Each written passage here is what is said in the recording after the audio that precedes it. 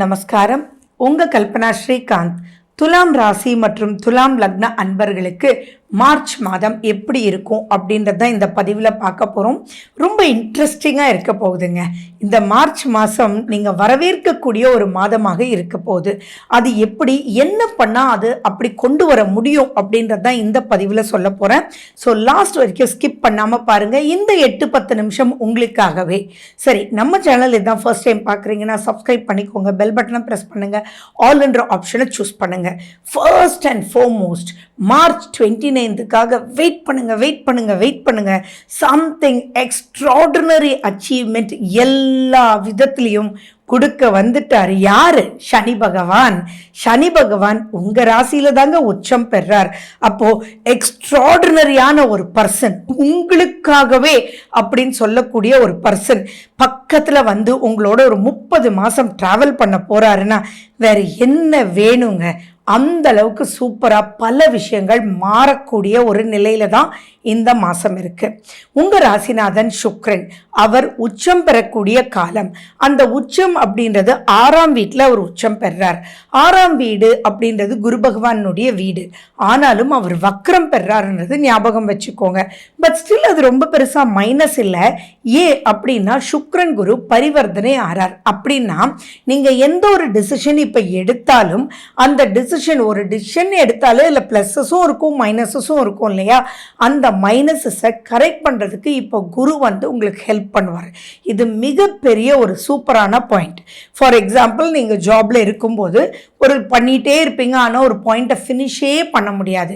Just like that உங்களுடைய junior R இப்போ தான் வேலைக்கு சேர்ந்தவங்க, சார் இதை நீங்கள் இன்னும் இப்படி பண்ணி பாருங்களேன், டக்குன்னு முடிஞ்சிடும் சார், இந்த அப்ளிகேஷன் நீங்கள் யூஸ் பண்ணுங்க அப்படின்னு சொல்லுவார். அடேங்கப்பா, ஒரு நாள் வந்து பண்ணி தான் முடிக்க முடியும்ன்றது 10 மினிட்ஸ்ல முடிக்க முடியுதே, தேங்க்ஸ் தம்பி அப்படின்னு சொல்லுவீங்க. அதுதான் உங்களுடைய குரு. எதையோ தேடி போயிட்டே இருப்பீங்க, ஆனா அந்த தேடுதலுக்கு உண்டான விஷயம் கிடைக்கவே கிடைக்காது. அதெல்லாம் இப்போ இந்த மாசம் உங்க கைக்குள்ள வரும். பிரச்சனை மேல பிரச்சனைன்னு நிறைய துளாராசி அன்பர்கள் கஷ்டப்பட்டுட்டு இருக்கீங்க. உங்களுக்கு தீராத பிரச்சனை, இதுக்கு வழியே இல்லையா, அப்படியே போடா விட்டுட்டு போங்க, இது தீரவே மாட்டேங்குது அப்படின்னு யாரெல்லாம் நினைக்கிறீங்களோ அது எந்த பிரச்சனையாக இருக்கட்டும், அதுக்கு உண்டான தீர்வு இந்த மாசம் வழிவகுக்கக்கூடிய ஒரு அற்புதமான ஒரு மாசமாவே இருக்கும்.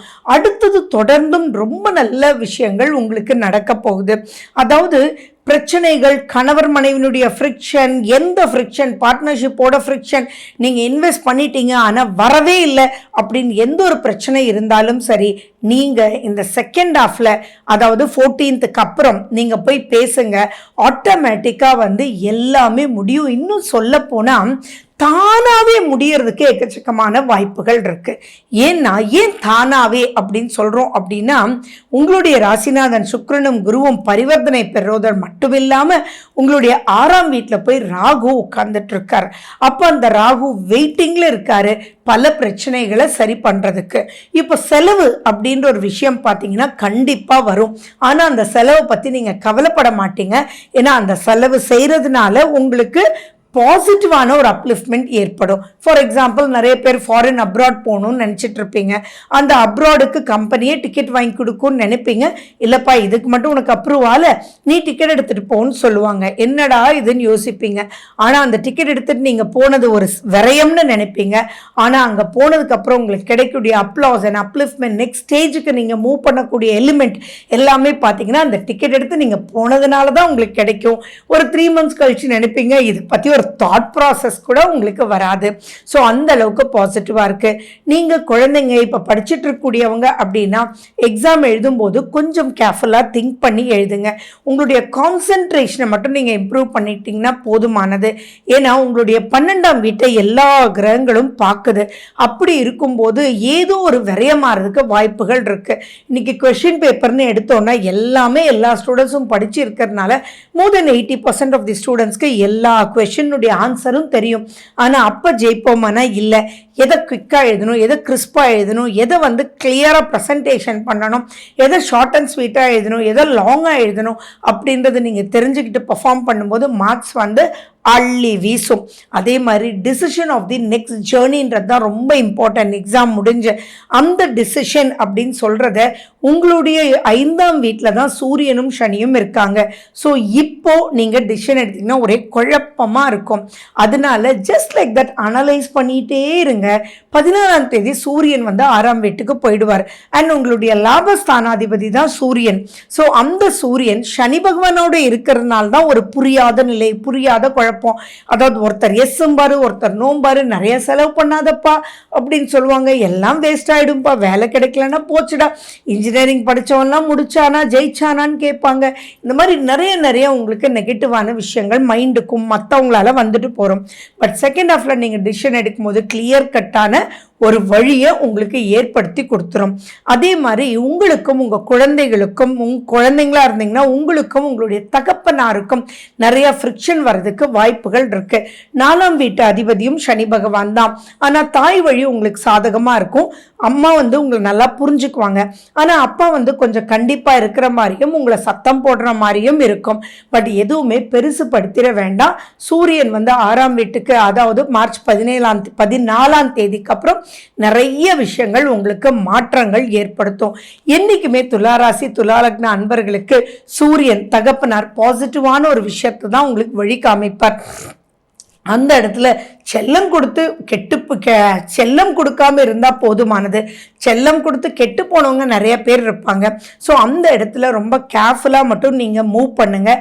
நீங்கள் இப்போ வருமானம் பல ரூபத்தில் வரும், ஆனால் செலவும் அதே வழியில் வரும். பட் செலவு பண்ணுறதுனால கவலைப்பட வேண்டிய அவசியங்கள் இல்லை. உங்களுடைய 2ஆம் வீட்டை குரு பகவான் பார்க்குறார், 12ஆம் வீட்டையும் குரு பகவான் பார்க்குறார், 4ஆம் வீட்டையும் குரு பகவான் பார்க்குறார். அப்போது குடும்பத்தில் இருக்கிறவங்க எல்லாருமே உங்களை புரிஞ்சுக்கிட்டு உங்களுக்கு மேலே மிஸ்டேக்ஸ் இருந்ததுன்னா அது இப்படி பண்ணு அப்படி பண்ணுன்றது சொல்கிறதுக்கும் கை கோத்துட்டு நெக்ஸ்ட் ஸ்டேஜுக்கு உங்களை கூட்டிகிட்டு போகிறதுக்கும் ரெடியாக இருப்பாங்க. ஸோ அந்த வழியை நீங்கள் கையாண்டு நெக்ஸ்ட் ஸ்டேஜுக்கு வந்து நீங்கள் மூவ் பண்ணிட்டு போயிட்டுருங்க. அதே மாதிரி இப்போ குரு பார்க்கறதுனால நீங்கள் ஏதாவது கடனில் இருந்தீங்க அப்படின்னா வருமானம் அதிகமாக வர்றதுனால அந்த கடன் கட்டுறதுல உங்கள் மனசு ரொம்ப வந்து நாடும்.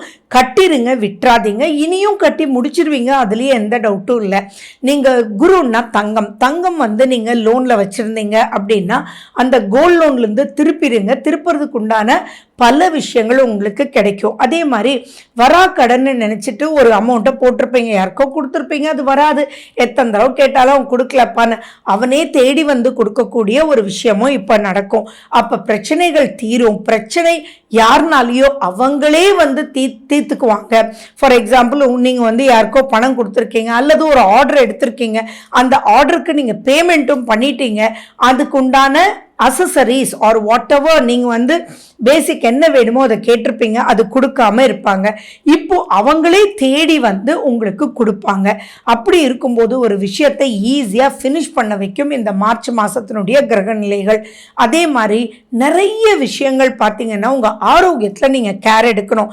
இது என்ன அப்படின்னா மைண்டு ஸ்ட்ரெஸ் அப்படின்றது தான் மிகப்பெரிய கோளாறு உங்களுக்கு. உங்கள் மனசு வந்து இப்போ அலை பாயும். ஏன்னா நிறைய முன்னேற்றம்ன்றது பக்கத்தில் பார்க்குறீங்க, ஆனால் அந்த முன்னேற்றத்துக்கு ஏதோ ஒரு பிரச்சனை வந்து தடையாக இருக்குது. உங்களை நிம்மதியாக தூங்கவே விட மாட்டேங்குது.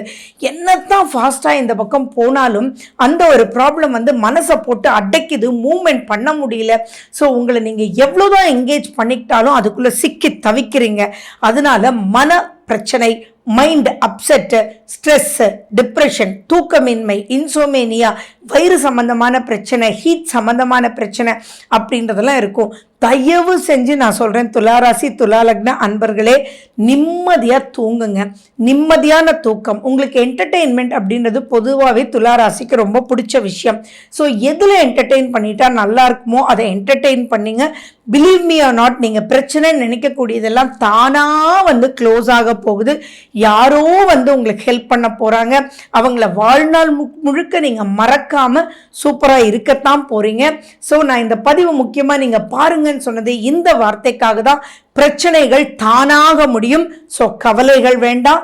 நீங்கள் முருகனுடைய வழிபாடு ரொம்ப இம்பார்ட்டன்ட், சுக்கிரனுடைய வழிபாடு ரொம்ப இம்பார்ட்டன்ட், ரங்கநாதரனுடைய ஸ்லோகங்கள் கேளுங்க, சொல்லுங்க, முடிஞ்ச ஸ்ரீரங்கத்துக்கு போயிட்டு வாங்க.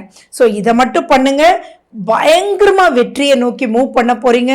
So wish you good luck. வாழ்க வளமுடன். நன்றி, வணக்கம்.